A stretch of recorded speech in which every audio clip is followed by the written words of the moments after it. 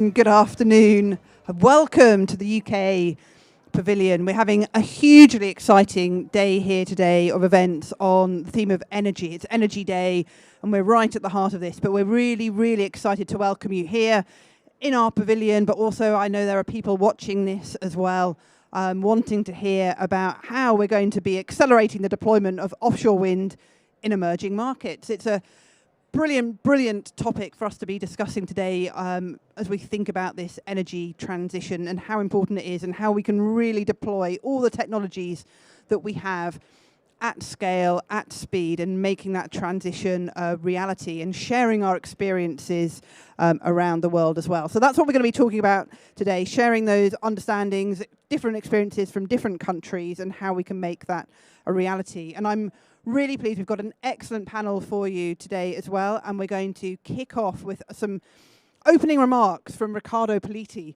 who's Vice President for Infrastructure at the World Bank. Riccardo, thank you very much for joining us. Over to you.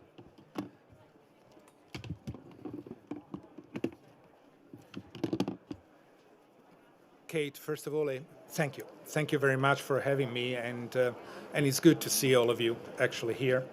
So I have to give the opening remarks, and I will try not to be overly long. It's the end of a long day, I know. So I have to say we are bearing witness to, and most importantly, influencing the greatest inflection point in our transition to carbon neutrality. So it is really the moment is now. Offshore wind is poised to make a vital contribution in this global effort to rapidly reduce greenhouse gas emissions. Over the past 30 years, the offshore wind industry has delivered projects in 18 countries across the world with a combined output of 35 gigawatts. In that time, the technology has matured and substantially increased in scale. Today's offshore wind turbines have an output at least 30 times greater than those that were used in 1991. The world's largest operating project, the Hornsea 1 offshore wind farm off the UK's east coast, powers well over 1 million homes, which is huge. This increase in scale and technological maturity has driven down costs by nearly 70% over the past decade. But offshore wind is not just about the generation of clean electricity. It is also an opportunity for job creation and economic growth. As this industry continues to scale up, millions of long-term skilled jobs will be created worldwide over the coming decades. It is no surprise that offshore wind is now a major component in the long-term energy strategies for countries around the globe, from the United States to the United Kingdom to Japan. As it stands, global policy targets will see over 250 gigawatts of offshore wind operating by 2030, a seven-fold increase from the capacity operating today. But if we are to keep global temperatures below 1.5 degrees Celsius, it is expected that by 2050 the world will need 50 times more offshore wind power than we currently have. A huge opportunity, but a huge challenge as well. So far, offshore wind deployment has been limited to Europe and China. If we are to meet these ambitions, but achievable targets, offshore wind needs to be rolled out globally, especially in developing countries. It's a little bit of a pity not to talk about them and talk about Europe and other. Fortunately, the industry's cost reductions and natural abundance of global offshore wind resources have made this technology an option for energy-hungry developing countries. Previously, the arrival of other cost-competitive renewable technologies, such as solar and onshore wind, saw a long time lag between adoption in developed countries and the adoption in developing countries. We cannot afford a similar time lag for offshore wind. Efforts need to start now to ensure delivery of new capacity, allowing countries to meet their climate targets, which require rapid shifts towards renewables and the phase-out of coal. To aid in this global rollout, the World Bank Group established its offshore wind development program in 2019 with the aim of accelerating the uptake of offshore wind in low and middle-income countries. Our comprehensive approach allows us to address both the public and private sector activities required to establish and grow offshore wind. And later we will hear more from Stephanie about the IFC approach. Our offshore wind development program is now assisting 10 country governments: Azerbaijan, Colombia, India, the Philippines, Sri Lanka, Turkey, and Vietnam. Combined, these 10 countries have close to 4,000 gigawatts of potential offshore wind resources. And this could power these countries many times over if properly developed. To aid these country governments to deliver offshore wind, we are supporting the inclusion of this technology into their energy sector policies and regulations, and the preparatory work needed to build a pipeline of bankable projects. Here, it must be recognized that development of offshore wind is not easy. It is a different animal to its onshore counterparts, such as wind and solar, and without strong government vision, commitment, and coordination, it is unlikely to achieve its potential. This was highlighted in our recent report on the key factors for successful development of offshore wind in emerging markets, which concisely sets out all the major elements that a government needs to grow a successful offshore wind sector. It also builds on the World Bank and IFC long track record of supporting developing countries to successfully deliver renewable energy projects. An essential output from our track record is the creation of globally recognized environmentally and social standards to ensure that development occurs sustainably and responsibly. Given the fragility and importance of our oceans for biodiversity and livelihoods, the safeguarding of marine and coastal systems is critical. It's a critical theme that runs throughout our support for offshore wind. Although this opportunity for emerging markets is clear, few countries have made meaningful progress so far.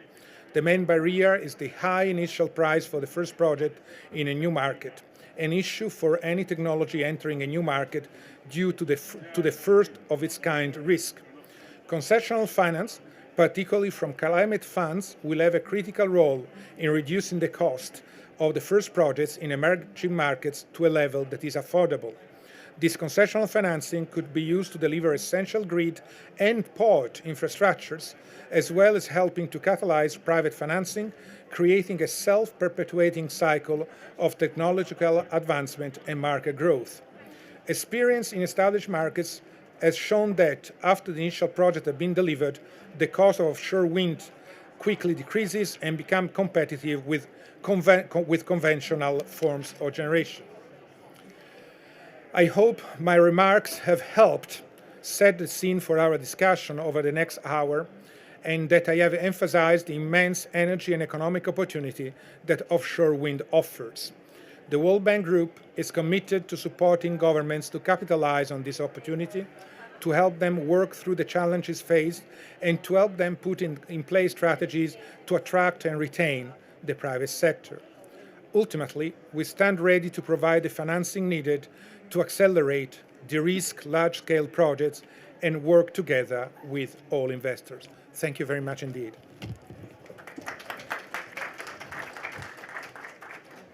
Thank you very much for that, and indeed, a fantastic scene setter, I think, for the rest of the conversation that we're going to have today about the opportunity here, how quickly this market is moving, and how we can also share experiences, learn from it, how we need to get the financing right, how we need to think through how that works in practice, how we actually scale it up to meet the huge potential that this technology can deliver. And we know there's a huge amount of interest and appetite to know more about this, and we've been working with ESMAP, so part of the World Bank, to really think about how we can share those lessons, particularly in emerging markets. And I'm just looking at my piece of paper because otherwise I won't get the number right.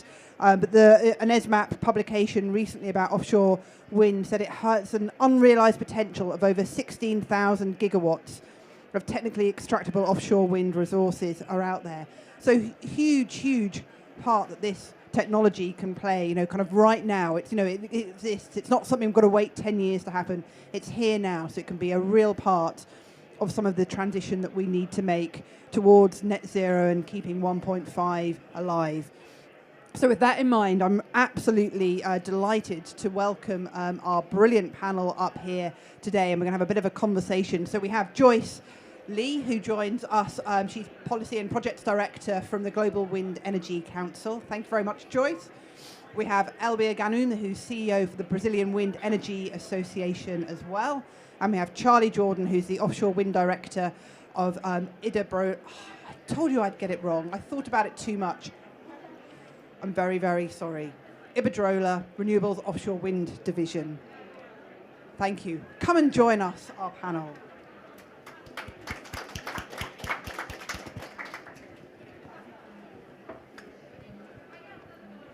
So make yourselves comfortable, because we're going to have a bit of a chat now about what this looks like and what it looks like from your different perspectives as well. So, I mean, Joyce, maybe I can come to you first, and maybe you can just tell us a little bit more about what does that excitement is? Why is this market growing so quickly? How do you see it?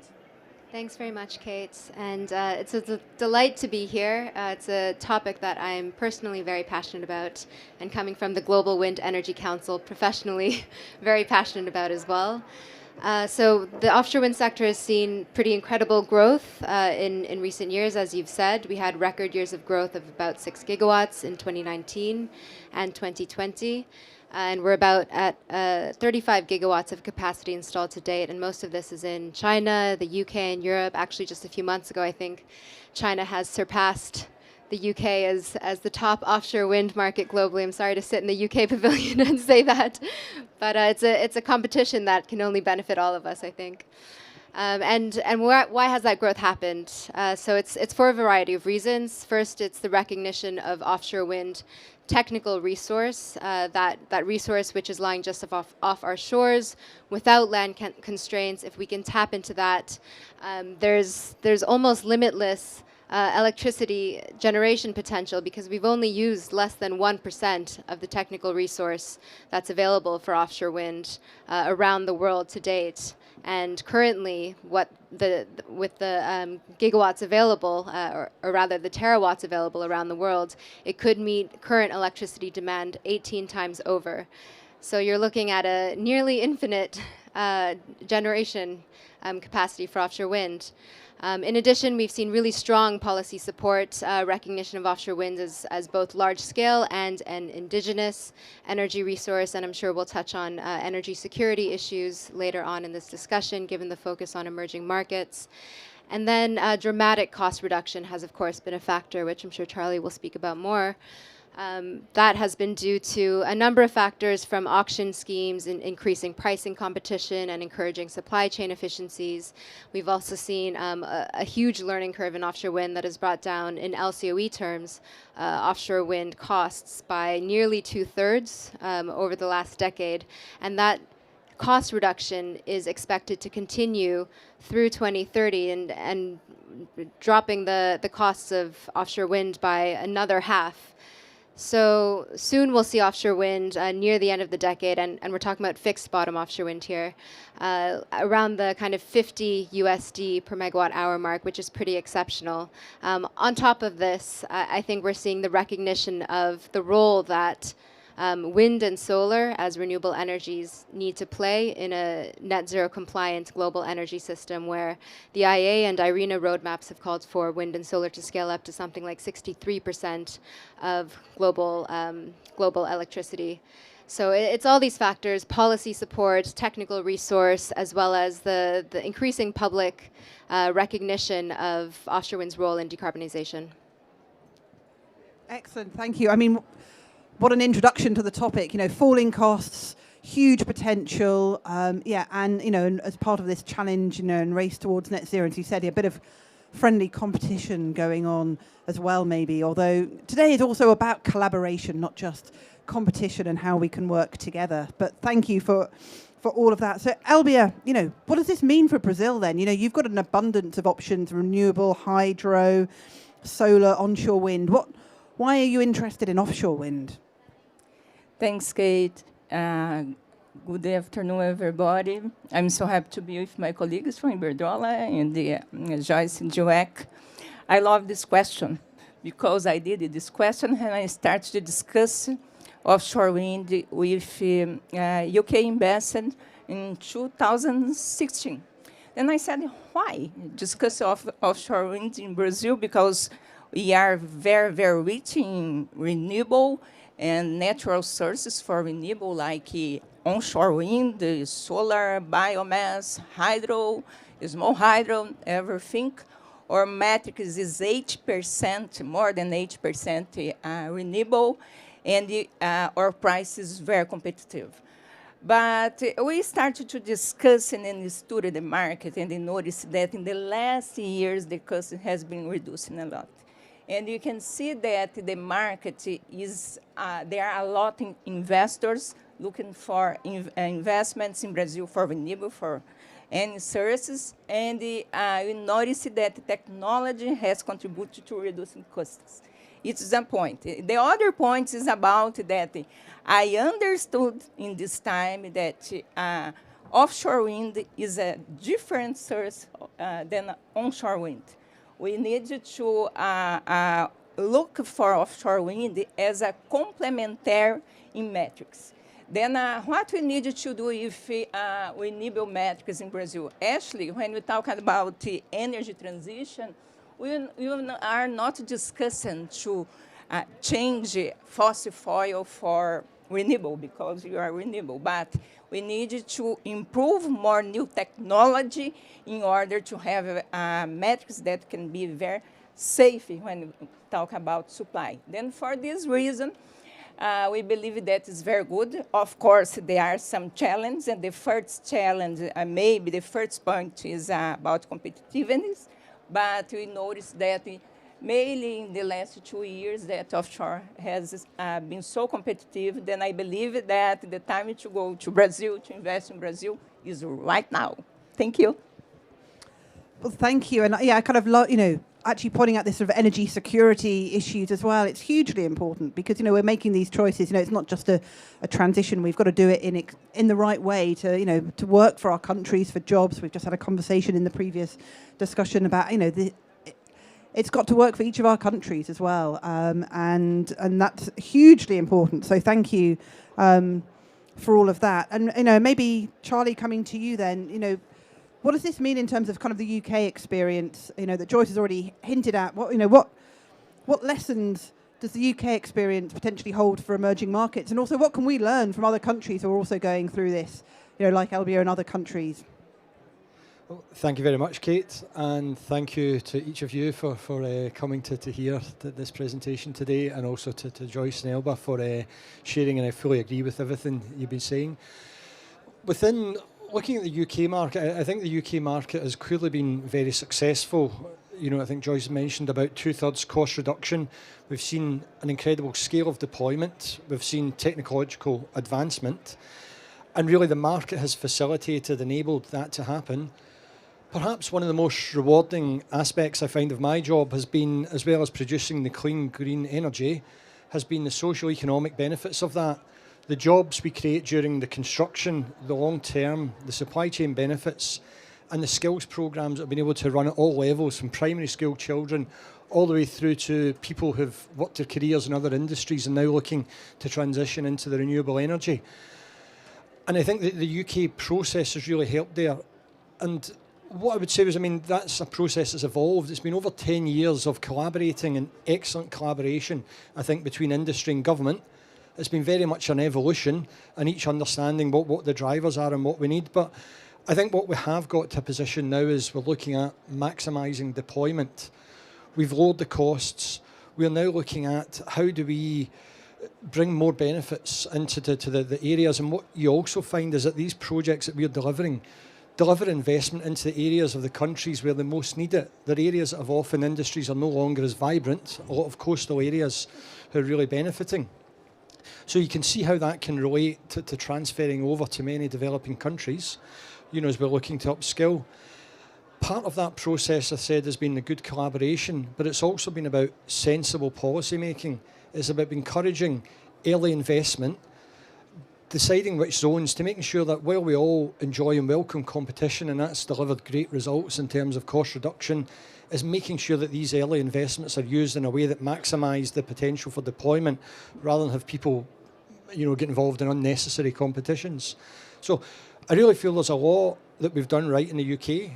There's a lot I'm sure we can learn from what we've done as well, but we've got to a very good place now. And our business, and we see actually many developers globally, having started here in Glasgow, focused in the UK, we're now developing throughout Europe. We've moved into the US, we're doing work in Brazil, we're moving into Asia Pacific. So there's great opportunities to be taking these lessons both from developers, from supply chain, from skills, and looking to utilise these in the new and emerging markets.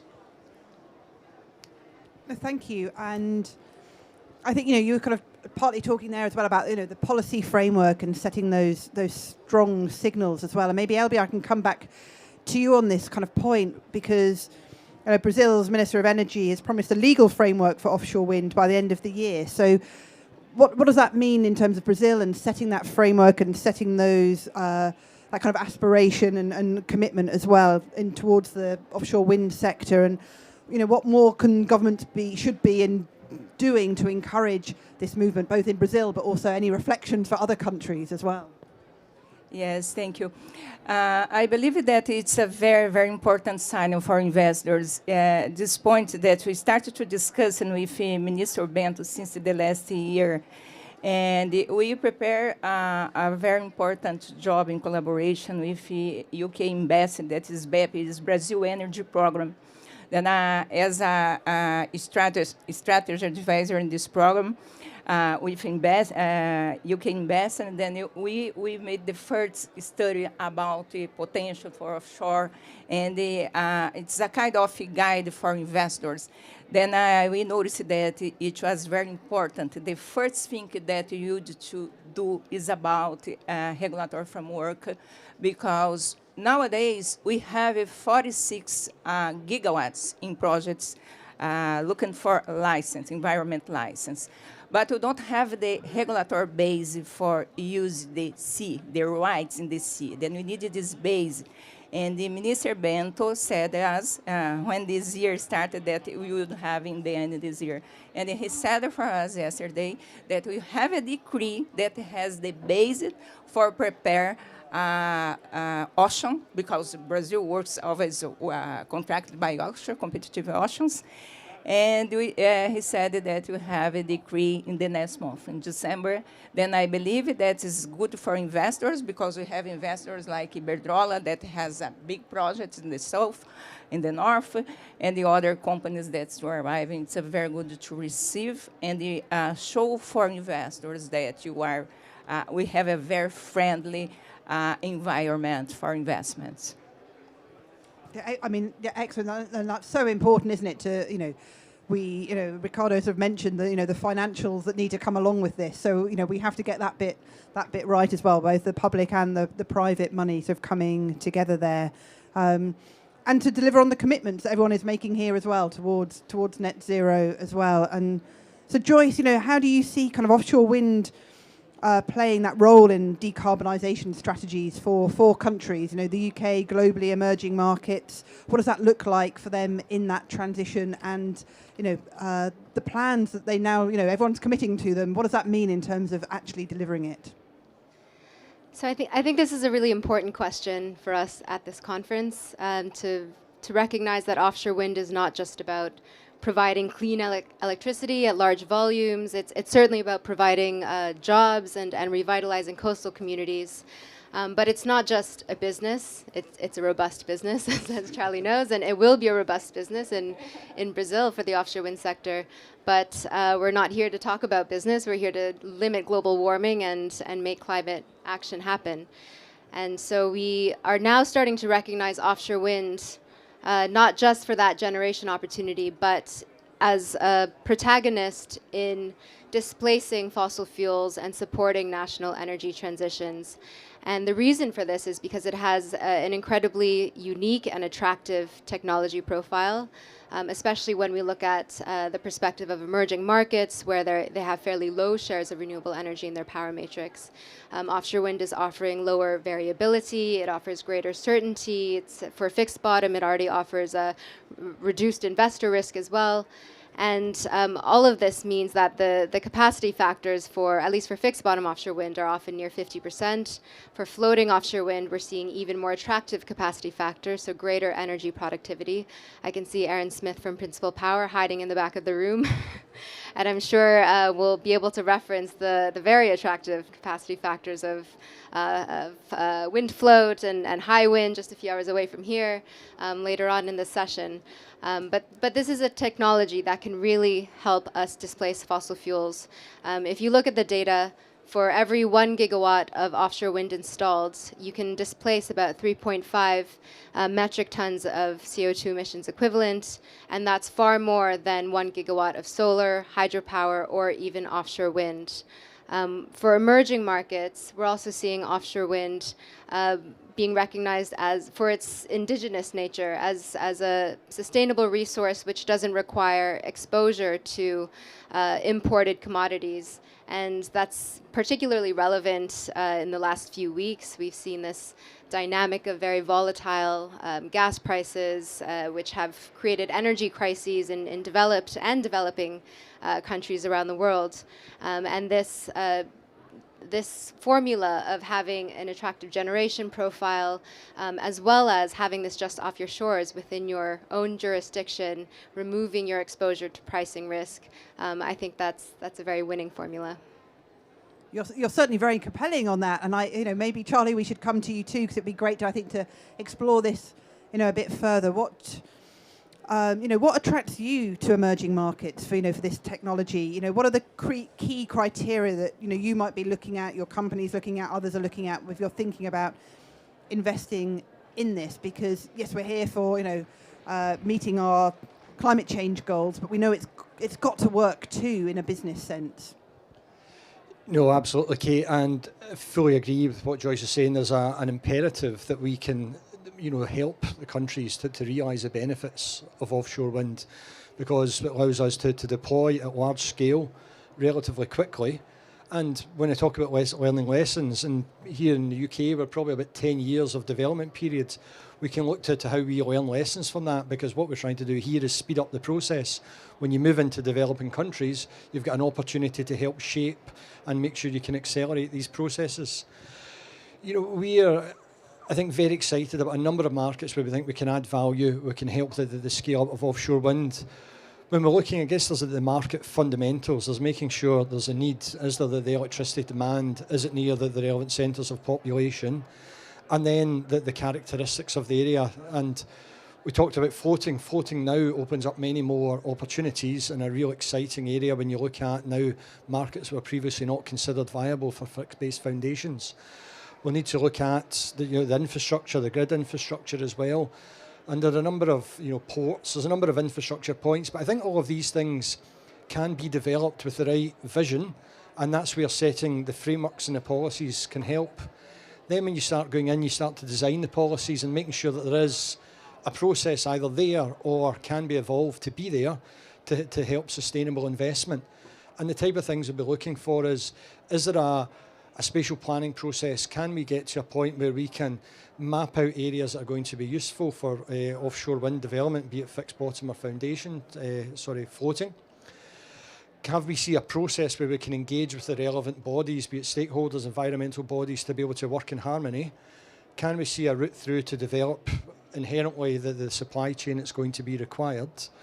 And there are many factors like that we can see in developing markets where you can help shape and we can help deliver the potential of these projects in areas where they would really benefit from seeing offshore wind. Great. I'm going to keep on kind of going on some of this theme, and Joyce, you touched on some of this too, as to if an emerging market is sitting here thinking, well, this sounds all quite challenging and costly, why would I do it? So what would you say to someone, to kind of, so they come into this with their eyes open, about, actually it's too expensive, it's too costly, but also what are some of the challenges? Because, we also said at the beginning, this isn't necessarily, easy. There are challenges behind this too. Well, I think it bears repeating on the cost reduction point because time and again, the experts have been proved wrong on the degree of cost reduction that the wind sector, both onshore and offshore wind, have been able to deliver by as much as 50%. And hopefully that's a track record that we can keep up over the next decade as we continue to innovate, as we continue to find synergies and economies of scale, as new regional supply chain and logistic hubs emerge in the newer markets for offshore wind, such as in the Asia Pacific, in Southeast Asia, as well as in the US, and then in Latin America and the Caribbean as well. I mean, there's offshore wind potential to tap in every region of the world. I think that the factors which Charlie mentioned, each and every one are distinct and cannot do it alone. You need the long-term policy planning, and long-term is a phrase I will underline in the context of the coal phase-out pledges that have been made this week at COP. We've seen more than 40, was hoping it would be more, but more than 40 countries pledge to end coal generation and phase that out of their national energy matrices by the 2030s or the 2040s. Begs the question, what is going to replace that coal generation? Hopefully you'll be convinced today that the answer is in some part offshore wind. But that requires a lot of long-term planning, forward planning in grid and reinforcement, ensuring that the transmission capacity is there, ensuring that you're building sustainably and resourcing your public institutions so that you're minimizing any conflict with other sectors and implementing climate-smart marine spatial planning. Those pledges require ambition to be set now. Ambition is very urgently needed, and by ambition I would break that down into not just a high-level target, but real action on the ground towards implementation. And that implementation needs to happen very soon. So we need the ambition now, and we need the implementation very soon to make those pledges for coal phase-out happen. Yeah, absolutely. And and one of the themes we're trying to bring out, I guess, through today is exactly that, of acting now, and the need to deliver now as well. This isn't something we can wait to do in a decade's time if we're going to meet our net zero targets. And Elbia, we've just been talking about the opportunities and the challenges, and it needs financing. And we had Ricardo here, and we have Stephanie here. So what kind of role do you need multilateral development banks to help play in this transition and to support countries like Brazil in developing their offshore wind markets? Yes, actually, our market, it's not only for offshore, it's not only for energy, infrastructure sector. We have a development bank that is BNDES, and the mostly part of finances come from BNDES. Of course, BNDES receive money from multilateral banks and the institutions, but it's more than 90% is come from BNDES. And for onshore, we have a national contents policy. Then I believe that we have a kind of national contents for offshore. Then I believe that we have a big market to develop in the supply chain in Brazil. We did this it is a very big success for onshore. And I believe it's a very good opportunity. And when you think about the challenge that we have, I don't think money is a problem. Yeah, there are a lot of money in the whole world. I don't think source is not a problem. We have more than 1,000 gigawatts in potential for offshore. We have about 800 gigawatts for onshore. And then I believe that we start with green hydrogen, that it can attract more investments. Or a challenge in Brazil is about demand, because we have abundance. Then we need to manage a lot of sources that you have. And for these reasons, it's very, very important to have competitiveness. Our auction is a very competitive auction. The decision and the planning is come from the government, and it's necessary to have a certain level of competitiveness. But now, right now, I believe offshore is competitive. It's about $80 US. And I think you need to develop other things like logistic, portals, and something else. But we're starting exactly now and receive investors and learning with Asian, European experience to develop the market.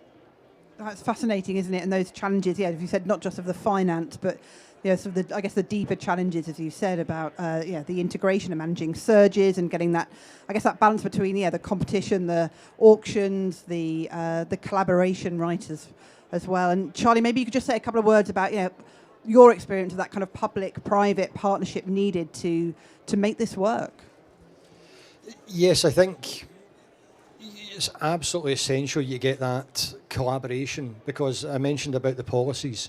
We're investing millions of pounds, tens of millions of pounds at early stages of project, and what we want to make sure is that that is happening in a sensible way. It's not money being wasted, and if you can design the processes, you can make sure that we're actually investigating areas, not overlapping, not competing, which whether they're suitable for development today or longer term with existing technologies. We've also seen now more and more the commodities. One of the challenges I always find is offshore wind farms can be large, complex projects when you're in the middle of building it, but we're now to the stage, and I think great credit to the industry, that they're almost seen as commodities, and we're now seeing investors, pension funds, happy to be putting their money into the projects that we're developing, such as the confidence that we are seeing in the robustness of the sites that we're building and the facilities that we're producing. So I think I'd agree there's no shortage of opportunities for funding. I think we're more and more people come into the market. As we reduce the cost as well, we're seeing more people keen to be sharing their expertise. And it's, I think, a very interesting stage of the market now as we go through this development. We're seeing more and more financial players working together with industrial partners. And I think that is really helping the rollout of the industry. Great. I think we might have time if there's any, like a couple of very quick questions from the audience, if anyone has anything. Excellent. I think we've got a roving mic, haven't we? I'm looking at... We do. The gentleman over near the entrance. There we go. And I don't know if there's a second question. If we can maybe take two, it's always nicer, isn't it, to have a little gaggle so you can think. Okay, excellent. We've got our two. Okay, thank you. Just on the emerging markets... Sorry, say who you are and where you're from as well. Sorry, protocol. Yeah, I'm from the RMT Trade Union, and I'm part of the ITUC delegation. So emerging markets like Brazil have oil and gas sectors. So I wonder what is going on for the workers in the offshore oil and gas sector to retrain and redeploy into the offshore wind sector. Great. We'll take the second question as well, and then you can also have a think. We'll run the mic back over here. Sorry, I saw this lady next. And if you've got a short question, we'll come to you next, and then that's it. Hi, Rebecca Rylott, Landscape Institute, Scotland branch. So listening to all this positivity about offshore wind, I'm looking to see, are there going to be synergies in addition to all the goods that are coming from this in terms of communities? And there was mention of jobs, obviously, and there's mention of coastal communities. And we're hearing a lot about the displacement of people, refugees, numbers of refugees growing around the world because of climate change. And if there are new coastal communities, can there be synergies coming from development of offshore wind, new jobs, new coastal communities, and other features that work hand in hand with the grid infrastructure when the cables get onshore to deliver the energy? And I'm just wondering if there are ideas, if they have ambitions about that sort of thing also. Great, thank you. We'll run the microphone over to this gentleman as well.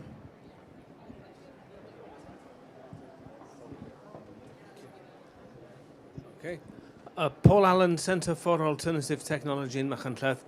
What is the barrier that needs to be overcome to accelerate the deployment of offshore wind? What's the one thing that is most passionate about that needs to change? Because we need to do this quick. Thank you. Excellent. 3 great questions. I'll come across the panel and maybe we'll start over at Charlie, and and a couple of really related questions there too about I guess the just transition, and actually we talked about it a lot in the previous session too about making sure that we, in making this change and these new opportunities, how do we really make sure that we do it in the best way, in the just way, in an inclusive way, and thinking about different kinds of communities and skills as well. So let's come down, and also this. Maybe you can each think about your one thing as well that would really unlock this potential. Okay. Thank you, Rebecca, and please feel free to give me a shout if I'm not answering it as you are anticipating. But I think I've seen firsthand through the investments we've been making in offshore wind farm projects the tremendous benefit that comes to the local areas. I mentioned coastal communities. I think what you see is it's almost like a vortex effect. When you start these projects in the area, contractors will come in. There's a knock-on effect. We'd estimate it somewhere between 7 and 10 times that the initial investment is magnified through the local areas, and that comes from, take for example, you put our operation maintenance building. We then buy in the vessels. Someone needs to maintain the vessels, someone needs to be fueling the vessels, someone needs to be facilitating the welfare of the people managing the vessels, someone needs to be providing all the protective equipment for them, someone needs to be then giving accommodation in the evenings as well. That has that ripple effect. In terms of the local communities as well, where they get these benefits, there's often an effect, as we well know, and that needs to be very much balanced. An example we've seen in going back to even the oil and gas related question, we've seen it in the southeast of England where there was a strong oil and gas expertise. We've seen the opportunity of transitioning people from oil and gas. We've seen the opportunity of transitioning people from fishing industries as well and giving them the opportunities. There's been community benefits established to make sure that actually local people can benefit, be it directly through various schemes of investment, but generally through schemes that can help facilitate and often the education of people in these areas to recognise the longer term benefits. Was that just checking on, because maybe just a kind of closing remark on that. I've seen firsthand that you go into coastal areas and we've then given jobs opportunities that generally have come from that area, and hundreds of people in a local area. And more than that, they now see a future. We've seen people in these areas that have went to work in major cities now actually coming back because they realise the longer term benefits in these areas. Should I continue with the questions or pass down? Yeah, why don't you take this sort of what's your one thing? I've been wrestling with that because there are so many factors. I think for the deployment, I think the fundamentals are all there. I think when you look at the technology, I think you look at generally the need is absolutely there, as you say, and we need to do it quicker. We cannot develop these projects over a 10-year period. I would say it's the market design and the collaboration is a thing that will speed up within individual countries, particularly developing countries, learn from what the more established countries have done, learn what slowed down, learn what aspects have maybe helped competition, but potentially stifled collaboration, get the balance of those so that we can then move forward quicker. And while I say it was difficult, I couldn't also pass without saying a key aspect is skills. The market is growing so fast. We need to continue to develop and bring people in, be it transitioning to other areas, because without the people, and these projects only happen with people, and it's people that make these projects happen. So we need to make sure we can, invest in skills and also do that with a degree of urgency. Thank you. Go on. I would totally agree. I think the words have been stolen from my mouth. I was going to say we often go around and we speak about gigawatts and terawatts and billions in CapEx investments, but what does that mean for people? What does that mean for communities? It's a really important question. I think to your question, leveraging what emerging economies with existing offshore oil and gas sectors might be able to offer in terms of skills transfer, I think this is a really we're at the early stage of really understanding what sort of benefits can be leveraged here. GWEC did a report earlier this year with the Global Wind Organization, which is a health and safety standards organization. And from their experience, it takes about a week to retrain an offshore oil and gas worker to safely and efficiently install and operate an offshore wind turbine. And that's a fairly frictionless pathway to go from one sector, or to go from the conventional sector into a thriving and growing and green sector like offshore wind. But to really unlock that potential, I think going back to public-private partnerships, you need governments who can recognize that opportunity and enter into partnerships with the private sector. Scotland, for instance, has something called a Transition Training Fund, which some of you may have already heard about, and that's been quite successful. I think an employment success rate in the 90%. So maybe we could chat about that after. But suffice to say, I think there's lots of synergies here to leverage.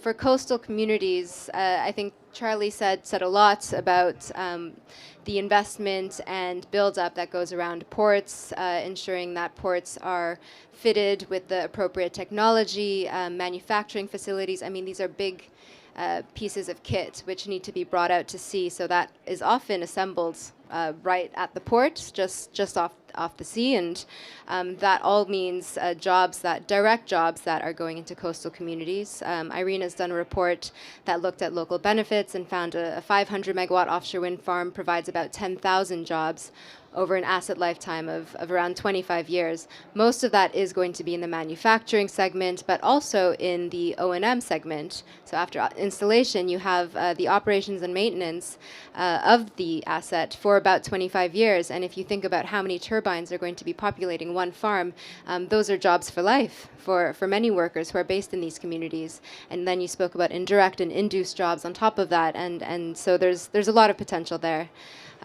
What is the one thing that offshore wind needs to accelerate? I would say collaboration, because it's what could be done better, I think, across so many different stakeholders. And because they're such complex projects, you need the utilities to work with the private sector. You need governments to be consultative and more transparent in policy planning processes, especially around issues like procurement, auction schemes, remuneration, cost recovery, local content regulations.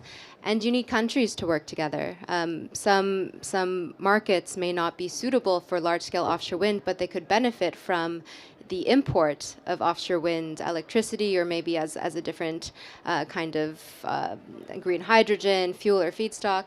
And that means you'll need multilateral cooperation, which has been shown in the North Sea experience, but we would need to really scale that up in emerging regions. Great, thanks. Elbia, what are your thoughts on those questions? Yes, about the oil and gas sector, Brazil has a very dynamic oil and gas sector, and the biggest champion in the world is are investing in Brazil, and this company, the mostly part of companies changed to be oil, gas, and to be energy companies. Then I believe that it's very good to have them invested, because they have money, they have knowledge, they have skills for this, and they can bring technology. And for us, Brazil has a special situation, because we are starting with process now. And now technology is more dominated, and the price is competitive. Then I think is a better situation for us. Then when I talk about society, population, and we have a macroeconomic challenge in Brazil. It's about GDP. Brazil needs to increase GDP. Brazil needs to grow the economy, because the growth economy will increase jobs, when you increase society. Then I think we need to look for this kind of investments as a big opportunity. how to start with offshore in Brazil. It's not only about electricity or to have renewable electricity. It's about to see a big opportunity to attract investment, to make economy restart again, because we are in very difficult situation for about 7 years. If I have a key factor in Brazil. 6 months ago, the key factor was competitiveness. Now it's not competitiveness. It's about demand. It's about market. Because we had a nation on a show 1 month ago, and the ocean contracted about 1 gigawatts, and we had 100 gigawatts in ocean. This is, we need to develop market. We need to look for a market. My challenge is very difficult because as a leader in this industry, I need to be so creative and look for markets. Then I believe that green hydrogen is a very good opportunity too. Brilliant. Thank you so much for all those answers and the questions. I think, it's great how we've kind of gone from the big vision all the way down to kind of what this means at, a much more local level, and talking about the people involved in all of this as well. And I kind of want to give you a huge shout out. So a bit of a round of applause for our panel here as well. And I'm also delighted because I started off my day here today on a panel called Powerful Women, which was about women in the energy industry and making sure there are visible role models talking about these issues out there as well, because we need more women in the energy industry too. So a big thank you. And that's also a great segue, hopefully, to the next speaker, Stephanie von Friedeberg, who's Senior Vice President Operations at the IFC, who's going to come and tell us a little bit more about the perspective from the IFC. So, Kate, thank you very much. I actually started my morning here right after you, and I'm finishing my evening here. And I was actually with Minister Hand. So it's good to be back in the UK Pavilion. I think the discussion today, and indeed across the globe, has made it abundantly clear that we need a rapid global scale-up of renewable energy if we are to meet the ambitious climate targets set out under the Paris Agreement. As Ricardo stated, the World Bank Group believes that offshore wind has a strong role to play in this regard, both in developed and in emerging markets, thanks to the abundant resource, large scale, proximity to centers, and rapidly falling costs.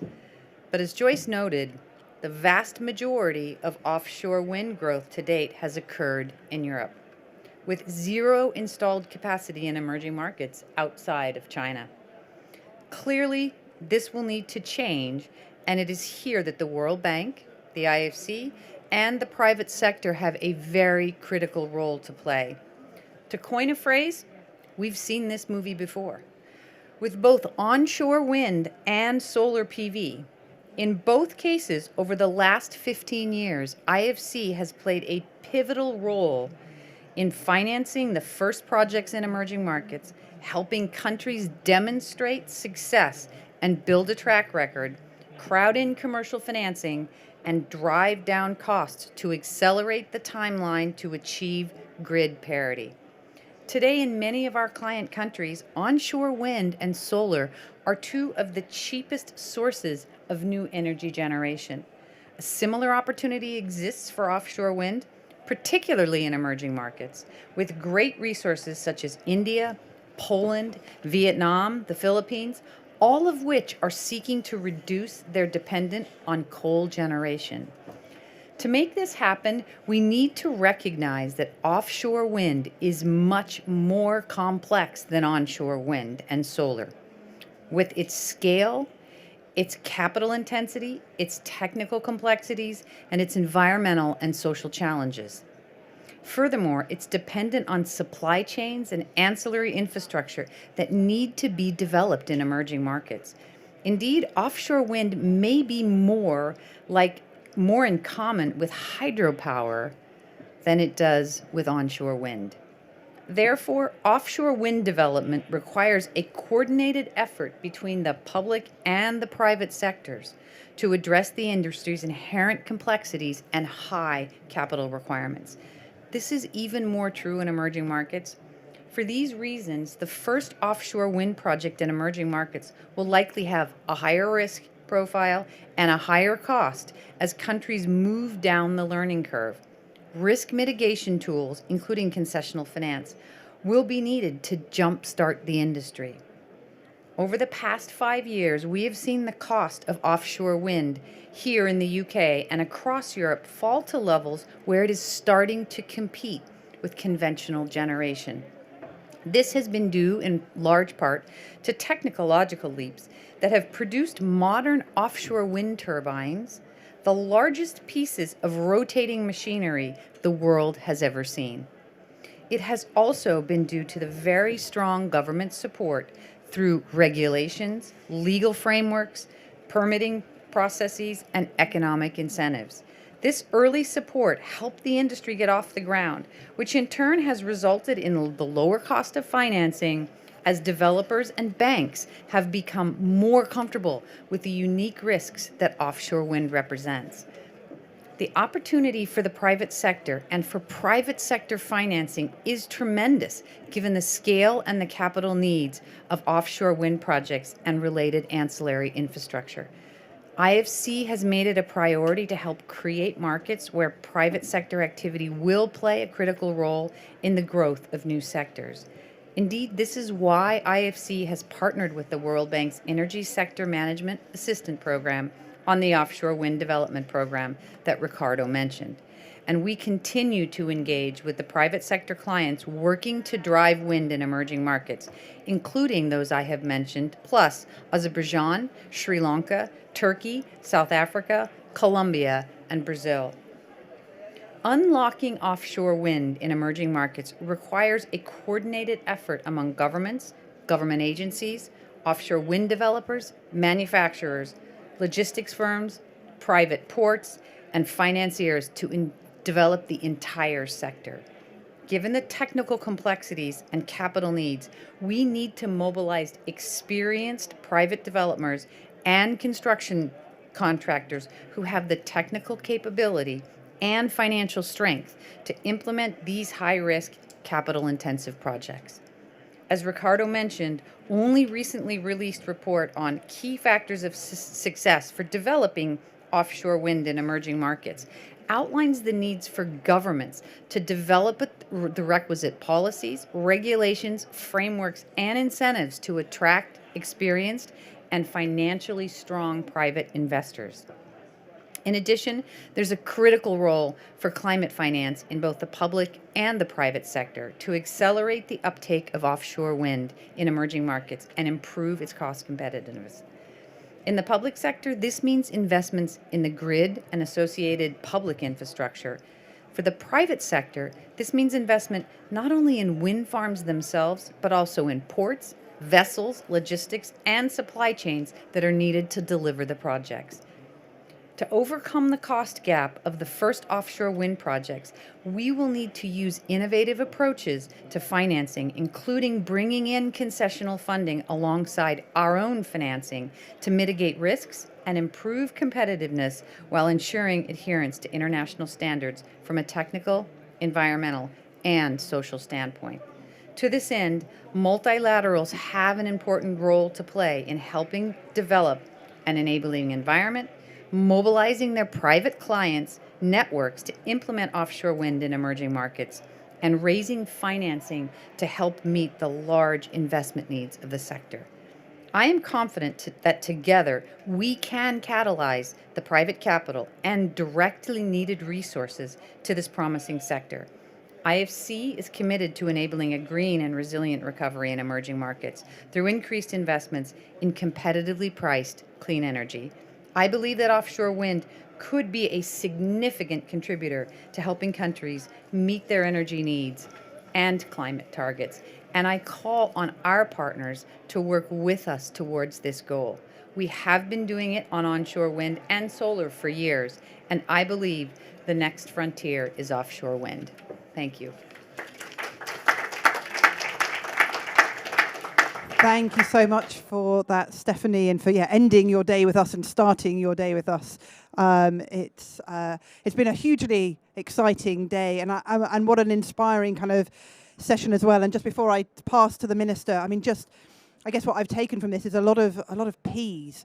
So we started with, we've talked about the public-private partnership in that sense of that collaboration and the need to work together and to pull it together, including with the MDBs and those sectors coming together to work. We've talked about the pipeline of projects and just how exciting that is and what's happening there. We've talked about the huge potential that there is in this sector, but also we've talked about the people and what that means to people and individuals and jobs and skills. And that transformation, so not just the energy transformation, but that kind of social just transformation as well. So with that, I mean, Minister Hand, maybe I can turn to you. So Minister for Energy, Clean Growth and Climate Change, to round off this event today. Thank you. Well, thank you, Kate. I'm sorry, a bit loud. Thank you, Stephanie. I'm absolutely delighted to join you here at the UK Pavilion again today. I think this might be my 4th or 5th event here. But offshore wind is very close to my heart. My very first speech as the new Minister for Energy and Climate Change was to the recent Global Offshore Wind Conference in London. And I've got a long connection with the sector. Many people know that government ministers kind of can move around between government departments a little bit, depending on which particular country and which kind of political tradition they have. And the UK is very much a tradition where you can move around between different fields. But in my time at Treasury first, and then at Trade, and now at business, I've always had a connection with offshore wind. First at Treasury, setting the really crucial financial parameters for how the UK's offshore wind capability would develop in the 2015 spending review. And we basically took a bit of a punt on offshore wind. Would it actually be able to be scaled up? Would it actually be able to be realizable? Was it actually going to be something that was going to be a big part of the solution? And we thought about it. And we thought actually the UK geographically is incredibly suited to offshore wind. We actually had a bit of a problem. Onshore wind had been controversial in the UK in the preceding years, and this also seemed to offer actually a really, really good solution to those controversies as well. And actually a lot of the risks that we took in 2015, 2016 turned out to be entirely well-placed risks. Because the cost of offshore wind in those years has been reduced by 70%. We've grown to have the world's largest installed offshore wind capacity. So it has been, a tremendous story, I think, of success for the UK. But as I always say, the big difference between my previous role at Trade and my new role at Climate Change is that in the world of trade, different countries, they're always kind of negotiating with each other, and you always have to have a slight lookout for what the other guy or the other person is getting in the deal. The best thing about working at climate change is that everybody wins. Now, actually, we need to be working together, cooperating, working incredibly well across borders, because the UK, we're only 1% of emissions. If we can use our expertise and our influence to be able to make sure others can have the example or the chance to copy what we have done with offshore wind, then I think that is a massive gain for the whole of the world. So it's fantastic to have heard today the important insights and perspectives, particularly those related to other country experiences grappling with the issues that we have had here in the UK. And it's appropriate that we've been having these discussions in Glasgow. In Scotland, there are 6 operational offshore wind farms or demonstration projects in Scotland. It's a big part of the energy mix here in Scotland. And it's no exaggeration to say that offshore wind will be a linchpin in the UK's efforts to reach net zero emissions by 2050. Last year, the Prime Minister set out his ambitious 10-point plan for a green industrial revolution. And it's no coincidence that offshore wind took prime position in his vision, as he likes to put it, which, as you know, our Prime Minister is quite adept at finding pithy expressions. He calls the UK the Saudi Arabia of offshore wind, which I think actually sums up the success that we've had very well. And offshore wind turbines are somewhat the poster child of both our recent net zero strategy and the UK Pavilion programme here at COP26. So I'm proud to say that the UK has shown how to build a successful offshore wind sector. As I say, offshore wind prices have fallen by 2/3 in the last 5 years, and we're home to the world's largest offshore wind market, accounting incredibly for over 36% of global capacity. I mean, that's a remarkable figure for what 5-6 years ago was seen really as almost a frontier technology. Raising ambitions in renewables, including offshore wind, should be a key step for all our countries. The UK, we're not resting on our laurels in this space. We're already committed to a quadrupling of this capacity over the next 10 years, not content with being the world's largest this year, but quadrupling that capacity. So I want the audience here and viewers upstairs and on the YouTube channel to know that the UK stands ready to help other countries be able to do similar things in the space of renewables in general and offshore wind in particular. We're working in partnership with other countries to drive the global shift to clean growth and net zero economies. And that is why we've committed £11.5 billion of international climate finance over the next 5 years, doubled compared to the previous 5 years, to help us to scale up the action on climate. As we've heard this afternoon, the UK is working with partner governments to scale up global offshore wind deployment internationally in cooperation with the joint ESMAP, International Finance Corporation's Offshore Wind Development Programme.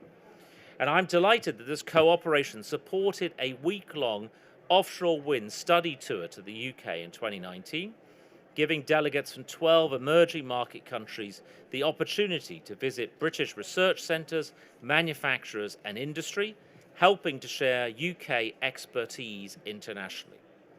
And earlier this year, ESMAP and the IFC helped to create an offshore wind roadmap for Vietnam. I've been to Vietnam twice, 3 times actually, in the last 2 years, talking to them about offshore wind, providing evidence that supported the inclusion into Vietnam's draft energy plan. And that's actually been really important because the read across to something else that Vietnam has announced overnight, which is the phasing out of coal.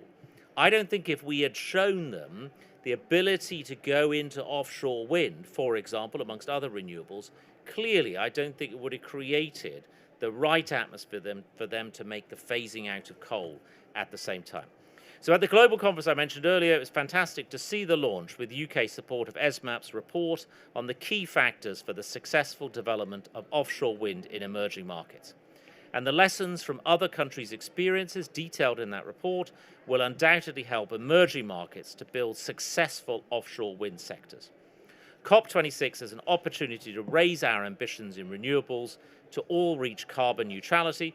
And with that, I want to thank you. And I hope that delegates from other countries listening to this today are helping to make this point to their own governments and to their own wider stakeholders. So thank you very much indeed. It's fantastic to see so much interest in offshore wind. Thank you very much indeed for coming to the UK Pavilion or for watching us online. Thank you. Much, Minister, and thank you again to all of our speakers and the panels and to being a fantastic audience. It's been great to kind of end our day having started talking about that coal transition, about the financing, moving away from this to something so inspiring and pointing towards the future. Thank you all very, very much.